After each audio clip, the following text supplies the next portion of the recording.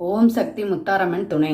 அதாவது இன்னைக்கு நம்ம பார்க்கக்கூடிய பதிவு என்னன்னா, பொல்லாத கண் திருஷ்டியும் உடைக்கப்படும், அப்புறம் நம்மளை சுற்றி இருக்கிற தெய்வ கட்டுகளை உடைக்கப்படும் அப்படிங்கிறத நான் இன்னைக்கு சொல்ல வந்திருக்கேன். இந்த பொல்லாத கண் திருஷ்டினால மரணத்தை கூட நமக்கு ஏற்படலாம் அப்படிங்கிறது சொல்ல வந்திருக்கிறேன். அதாவது இதனால எப்படி மரணம் ஏற்படும் அப்படிங்கிறத நிறைய பேர் நினைப்பீங்க. ஏன் அப்படின்னா, ஒரு கண் திருஷ்டி பட்டிருக்கு அப்படின்னா நம்ம ஃபஸ்ட்டு என்ன அப்படின்னா, சொந்தமாக தொழில் வச்சுருந்தோம் அப்படின்னா அந்த தொழிலை முடக்கும். இதே இது நான் சொந்தமாக தொழிலே வைக்கல அப்படின்னா என்ன ஆகும், நம்ம வீட்டுக்குள்ளே தான் ஒரு பிரச்சனையை ஏற்படுத்தும். அதை நம்ம கவனிக்காமையே விட்டுட்டோம் அப்படின்னா ஒருத்தரை மரண படுக்கையில் கூட படுக்க வச்சிரும் அப்படிங்கிறத நான் சொல்லிக்கிறேன். இப்போ இந்த பொல்லாத கண் திருஷ்டியை பற்றி நம்ம பார்த்துட்டோம். இது தெய்வ கட்டுப்பாடுனா, கட்டு அப்படிங்கன்னா என்ன அப்படிங்கிறத நம்ம பார்ப்போம். தெய்வ கட்டு அப்படிங்கிறது இப்போ நம்மளோ அல்லது பக்கத்து வீட்டுக்காரங்களோ இருக்கட்டும், எழுத்து வீட்டுக்காரங்களாக இருக்கட்டும், அல்லது சொந்தக்காரங்களாக இருக்கட்டும், நம்ம ஏதாவது ஒரு வாக்குவாதம் பண்ணியிருப்போம். அவன் எப்படி நம்மளை சொல்லலாம், அவனை நம்ம ஏதாவது செய்யணும் அப்படின்னு சொல்லி, அப்போ உங்களை பாதுகாத்துக்கிட்டு இருக்குது என்னது அப்படிங்கிறது அவனுக்கு மேக்ஸிமம் தெரிஞ்சிருக்கும். ஏன்னா ஒன்று நம்ம சொந்தக்காரனாக இருப்பான், எழுத்து வீட்டுக்காரனாக இருப்பான், நம்ம எங்கே ஒரு கோயிலுக்கு போவதாருன்னா அவனை கூட்டுக்கிட்டு தான் போயிருப்போம். அப்படிங்கிறப்போ இவனுடைய குலதெய்வம் இதுதான் அப்படிங்கிறது தெரிஞ்சிருக்கும். அதேமாதிரி செய்ய போகிற இடத்துலையுமே சொல்லிடுவாங்க, அவன் குலதெய்வம் அவனுக்கு காத்துக்கிட்டு நிற்கி அப்படின்னு சொல்லிடுவாங்க. அப்படிங்கிறப்ப அந்த தெய்வத்தை நீ கட்டுப்படுத்தினா மட்டும்தான் என்ன செய்யணும், அவனையே நம்மளால எதுனாலும் செய்ய முடியும் அப்படின்னு சொல்லிடுவாங்க. அப்போ அந்த தெய்வத்தை கட்டுப்படுத்திடுவாங்க, கட்டு போடுவாங்க. அப்போ தெய்வத்தை கட்டு போட்டுட்டாங்க அப்படின்னா நம்ம இவ்வளவு நாள் சேர்த்து வச்ச நல்ல விஷயங்கள்லாம் இருக்குங்களா, அடி மேல அடி விழும், அவமானங்கள் அத்தனையும் நடைபெறும். வீட்டுக்குள்ள மரணத்துக்கு கூட கொண்டுட்டு போய் விட்டுரும். ஒரு சிலர் இழக்க கூட நம்ம செஞ்சுருவோம். அப்பேற்பட்டது தான் இந்த தெய்வ கட்டு அப்படின்னு சொல்ல முடியும். ஏன்னா நீங்கள் கஷ்டப்படுவீங்க, ரொம்ப அவமானப்படுவீங்க, எல்லாம் நீங்கள் இது பண்ணுவீங்க. ஆனால் உங்களுடைய தெய்வம் உங்களை காப்பாற்ற முடியாமல் அந்த கோட்டை தாண்டி உள்ளே வர முடியாத ஒரு சுச்சுவேஷனில் அது நின்று அதுவும் அவங்க தவிச்சுக்கிட்டு தான் இருக்கும். நம்ம பிள்ளை இன்னைக்கு எவ்வளோ கஷ்டப்படுறான் அப்படின்னு நினச்சா அதுவும் தவிச்சுக்கிட்டு தான் இருக்கும். அப்போ நம்ம இதெல்லாம் ஆரம்ப காலத்திலே நம்ம இதை கவனித்து நம்ம பார்த்துட்டோம் அப்படின்னா நம்ம குடும்பத்தை முழுமையாக பாதுகாத்து கொள்ளவும் முடியும். தெய்வ கட்டு அப்படிங்கிற ஒன்றும் நம்மளை சுற்றி இருக்காத அளவுக்கு நம்ம தெய்வத்தையும் நம்மளால் நல்லபடியாக பார்த்துருக்க முடியும். சரியா? அதுக்கு இப்போ நான் ஒரு 3 மெத்தடு சொல்கிறேன். இதை சனிக்கிழமை மட்டும்தான் செய்யணும். அதாவது ஒரு வருஷத்தில் எத்தனை சனிக்கிழமை வருதோ அத்தனை சனிக்கிழமையும் நீங்கள் செய்யலாம். இதில் எந்த ஒரு கணக்கும் கிடையாது. நான் இந்த சனிக்கிழமை தான் செய்யணும், இதில் செய்யக்கூடாது அப்படிங்கிறது கணக்கே கிடையாது. இது எப்படினாலும் செய்யலாம், எந்த நேரத்திலும் நீங்கள் செய்யலாம். ஆனால் சனிக்கிழமை இரவு 12 மணிக்குள்ளே நீங்கள் செஞ்சு முடிச்சாகணும் அப்படிங்கிறத நான் சொல்லிக்கிறேன். அந்த 3 மெத்தடு என்ன அப்படிங்கிறத ஃபஸ்ட்டு பார்த்துக்கலாம். ஃபஸ்ட்டு மெத்தடு உப்பு, அதாவது கல் உப்பு எடுத்துக்கணும். ஒரு கையளவு எடுத்து நம்மளை மேலிருந்து, அதாவது சூட சுற்றுவோம்ல, அந்த மாதிரி மேலிருந்து கீழே வரைக்கும் சுற்றி தலையை வலது பக்கமாக 3 முறையும் இடது பக்கமாக 3 முறையும், அதாவது 3 முறை சுற்றணும். சுற்றிட்டு அந்த கல்லுப்பை என்ன செய்யணும், ஒரு தண்ணி வச்சுக்கணும். அந்த பவுலில் தண்ணி வச்சாலும் சரி, கிளாஸில் வச்சாலும் சரி, கண்ணாடி டம்ளராக எடுத்துக்கோங்க. அந்த டம்ளரில் அந்த ஒரு கப்பு நம்ம சுற்றி எடுத்துருக்கோம்ல, அந்த இதை அதில் போட்டுறணும். அடுத்து நெக்ஸ்ட் என்ன அப்படின்னா கடுகு, அதாவது நம்ம தாளிக்கு இதுக்கு எடுப்போம்ல, அந்த கடுகு யூஸ் பண்ணலாம். அப்படி இல்லைன்னா வெண்கடுகு அப்படின்னு சொல்லி நாட்டு மருந்து கடையில் அது கிடைக்கும். அந்த கடுகுனாலும் எடுத்துக்கலாம்.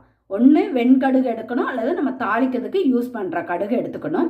அதையும் என்ன செய்யணும், நீங்கள் என்னென்ன சொல்கிறீங்களோ, பொல்லாத கண் திருஷ்டியாக இருந்தாலும் சரி அதுவும் உடைத்தெறியணும், தெய்வ கட்டுகள் இருந்தாலும் அதுவும் உடைத்தெறியணும் அப்படின்னு சொல்லி வேற என்னெல்லாம் சொல்ல முடியுமோ அவ்வளோத்தையும் சொல்லி, அதாவது பணக்கட்டு விழுந்திருக்கும், தொழிலில் கட்டு விழுந்திருக்கும், பிள்ளைங்க படிப்பு விஷயத்தில் கட்டு விழுந்திருக்கும், எல்லா கட்டையும் சொல்லி நீங்கள் தலையை சுற்றி இதே மாதிரி மேலே இருந்து கீழே வரைக்கும் சுற்றிட்டு அப்புறம் தலையை வலது பக்கமாக 3 முறை, இடது பக்கமாக 3 முறை, அதே clockwise anticlockwise இதையும் சுற்றிட்டு அந்த கடுகை என்ன செய்யணும்னா நம்ம சாம்பிராணி புகைலாம் போடுவோம்ல, அந்த இதில் வச்சு நீங்கள், அதாவது கொட்டாங்குச்சி இருக்குல்ல, அதில் தீ போட்டுட்டு இந்த கடுகை சுற்றின கடுகை ஏற்கனவே எல்லாம் ரெடி பண்ணி எடுத்து வச்சுருக்கணும். நம்ம சுற்றி முடித்தோன்னுமே அதில் எடுத்து நம்ம போடணும். அது வெடிக்க வெடிக்க நம்மளோட திருஷ்டி எல்லாமே, எந்த கட்டாக இருந்தாலும் சரி, திருஷ்டி எல்லாமே அதில் உடச்சி எரிஞ்சுப்படும். சரியா? அடுத்து வந்து மூணாவது ஸ்டெப் வந்து எலுமிச்சை பழம். எலுமிச்சை பழம் அப்படின்னு எடுத்துக்கிட்டாலே ராஜகனி அப்படின்னு சொல்லுவோம். அப்படி தானே? நம்ம வந்து எந்த ஒரு சூழ்நிலையாக இருந்தாலும் திரிசூலத்தில் குத்தமொழின்னு நமக்கு தெரியும். நம்மளுடைய வீட்டு பிரச்சனைகள் படிப்படியாக குறைவதை நம்ம கண்கூடாக பார்த்துருப்போம். எலுமிச்சம்பழங்கிறது ஒரு ஆடை வந்து பலி கொடுக்கறதுக்கு சமம். சரியா? அதனால் இந்த எலுமிச்சங்கனியை எடுத்துக்கிறோம்.